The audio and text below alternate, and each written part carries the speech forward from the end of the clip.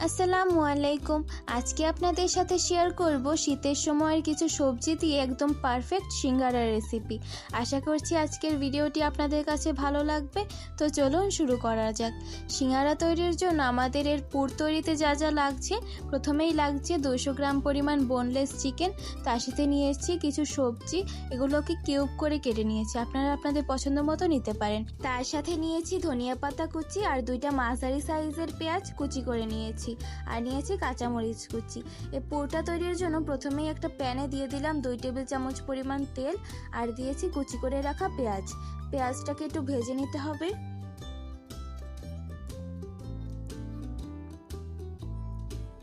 এরপরে এখানে দিয়ে দিচ্ছি 1 টেবিল চামচ পরিমাণ আদা রসুন বাটা, আবার একটু ভেজে নিচ্ছি যাতে এর কাঁচা গন্ধটা চলে যায়।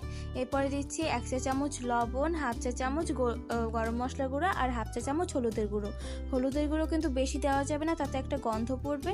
এরপরে দিচ্ছি কুচি করে রাখা কাঁচামরিচ, একটু মিশিয়ে নিয়ে দিয়ে দিলাম বোনলেস চিকেন। এবারে খুব ভালোভাবে কিছুক্ষণ সময় নিয়ে মিশিয়ে নিতে হবে। আর আপনারা যে পরিমাণ সিঙ্গারা তৈরি করবেন সেই অনুযায়ী এর পুরটা তৈরি করতে হবে, সেই পরিমাণে আপনারা সকল সবজিগুলো নিয়ে নেবেন। এখানে যখন চিকেনটা 50% মতো সিদ্ধ হয়ে যাবে তখন সকল সবজি দিয়ে কিছুক্ষণ ভেজে নিচ্ছি।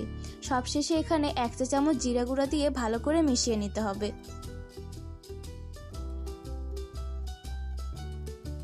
মেশানো হয়ে গিয়েছে, এবারে ঢেকে দিয়ে রেখে দিচ্ছি 5 মিনিটের মতো সিদ্ধ হওয়ার জন্য। 5 মিনিট পরই দেখা যাবে এটা কিন্তু ভালোভাবেই সিদ্ধ হয়ে গিয়েছে।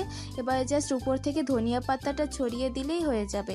এই পর্যায়ে এখানে এমনভাবে মেশাতে হবে যাতে একটু আলুটা ভেঙে ভেঙে যায়, কারণ সিঙ্গারার ভিতরে পুরটা কিন্তু একটু ভাঙাই থাকে, তাই জন্য একটু চেপে চেপে মেশাতে হবে।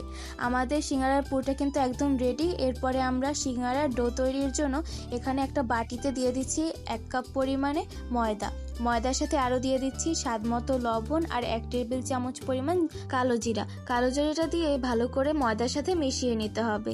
এরপর এখানে দিয়ে দিচ্ছি 1 টেবিল চামচের মতো তেলটা দিয়ে ময়দার সাথে ভালো করে মিশিয়ে নিচ্ছি। তেলটা যখন ময়দার সাথে মেশাবেন তখন এক পর্যায়ে দেখা যাবে এরকম ময়দাটা মুষ্ট করলে এরকম আস্ত থাকবে আর চাপ দিলে ভেঙে যাবে, তখন বুঝবেন যে তেলের পরিমাণটা ময়দা একদম পারফেক্ট আছে। এরপর একেবারে নর্মাল টেম্পারেচারে থাকা পানি দিয়ে একটা খামির তৈরি করে নিচ্ছি। এটা কিন্তু কোনো গরম পানি ব্যবহার করা যাবে না, অল্প অল্প করে পানি দিয়ে একটা শক্ত ডো তৈরি করে নিতে হবে। আমার খামিরটা তৈরি করে নেওয়া হয়ে গিয়েছে, এবারে আধা ঘন্টার জন্য রেস্টে রেখে দিচ্ছি। যদি আপনাদের হাতে সময় না থাকে তাহলে 15 মিনিটও রাখতে পারেন। এরপরে ডোটা থেকে 4টা লেচি কেটে নিয়েছি। এবার লেচিগুলোকে বেলে নেওয়ার জন্য প্রথমে একটু মধে নিতে হবে, এরপরে একটু আটা লাগিয়ে এটা ভালো করে বেলে নিচ্ছি। সিঙ্গারার জন্য এই রুটিটা কিন্তু একটু লম্বাটেভাবেই বেলতে হয়, তাই জন্য 2বার আটা লাগিয়ে এটাকে লম্বাটে করে বেলে নিয়েছি। এবারে এখানে ছুরি দিয়ে মাঝখান থেকে কেটে নিয়েছি। এই একটা রুটি দিয়ে কিন্তু আমাদের 2টা সিঙ্গারা তৈরি হবে, তাই জন্য একটা রুটি সরিয়ে নিচ্ছি আর আরেকটা দিয়ে সিঙ্গারাটা তৈরি করে দেখাচ্ছি। তো এক সাইড থেকে এভাবে একটা ভাঁজ দিয়ে নিতে হবে, তার উপরে একটু পানি লাগিয়ে তারপর আরেকটা ভাঁজ দিয়ে নিতে হবে। এটা বলে বোঝানোর কিছুই নেই, আপনারা যদি ভিডিওটি ভালো করে দেখে থাকেন তাহলেই বুঝতে পারবেন। এখানে পানিটা দিয়ে একটু চেপে লাগিয়ে দিচ্ছি। এবারে এর মধ্যে সিঙ্গারার পুরটা দিয়ে ফিল করে নিতে হবে। এখানে আমি পরিমাণ মতো সিঙ্গারার পুর দিয়ে দিচ্ছি। এরপরে এখানে একটু হালকা চাপ দিয়ে উপর দিকটা আটকে নিতে হবে। আপনারা চাইলে এভাবেও রাখতে পারেন। এরপরে এখান থেকে একটা উল্টোভাবে ভাঁজ দিয়ে নিচ্ছি, এক সাইড থেকে ধরে অপর পাশে লাগিয়ে দিলেই হয়ে যাবে। আমি কিন্তু ভালো সিঙ্গারার শেপটা দিতে পারি না, আপনারা আরও ভালো পারতে পারেন। এটা কিন্তু আমি যেভাবে পেরেছি সেভাবে করেছি। একইভাবে সবগুলোই আমি তৈরি করে নিয়েছি। এরপরে সিঙ্গারাগুলো ভেজে নেওয়ার পালা। তার জন্য এখানে একটা কড়াই নিয়েছি। আপনারা একটু নিচ দিকের যে ঢালু কড়াইগুলো থাকে সেগুলোই নেবেন, তাহলে একটু তেলের পরিমাণটা কম লাগে। এখানে 4টা করে দিয়ে আমি ভালো করে ভেজে নিচ্ছি। আমার মোটামুটি 5 মিনিটের মতো লেগেছে সিঙ্গারাগুলো ভাজতে। এটা কিন্তু এপিট ওপিট উল্টে পাল্টে ভালো করে ভেজে নিতে হবে। সিঙ্গারার এক পাশ যখন এভাবে সাদা হয়ে আসবে তখন কিন্তু উল্টে দিতে হবে।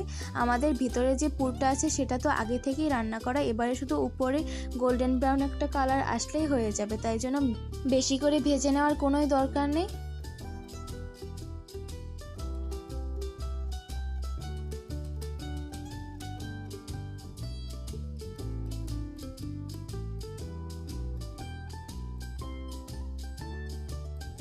তো প্রায় 6 থেকে 7 মিনিট পর এবারে আমি এটা তুলে নিচ্ছি।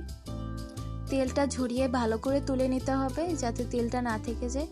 একে একে সবগুলোই কিন্তু এভাবেই আমি ভেজে নিয়েছি। এরপরে এটা স্যালাডের সাথে সার্ভ করেছি। আপনারা চাইলে সসের সাথেও সার্ভ করতে পারেন। আপনাদের কাছে রেসিপিটা কেমন লাগলো অবশ্যই কমেন্টে জানাবেন। এখন থেকে কিন্তু আপনাদের সাথে আমি নিয়মিতই ভিডিও শেয়ার করব, তাই পাশে থাকবেন। আর রেসিপিটা ভালো লাগলে লাইক করে চ্যানেলটা সাবস্ক্রাইব করবেন। ফেসবুক বা টিকটক থেকে দেখে থাকলে অবশ্যই ফলো দিয়ে রাখবেন। দেখা হবে পরের কোনো রেসিপিতে, ততক্ষণের জন্য আল্লাহ হাফেজ। সকলে খুব ভালো থাকবেন।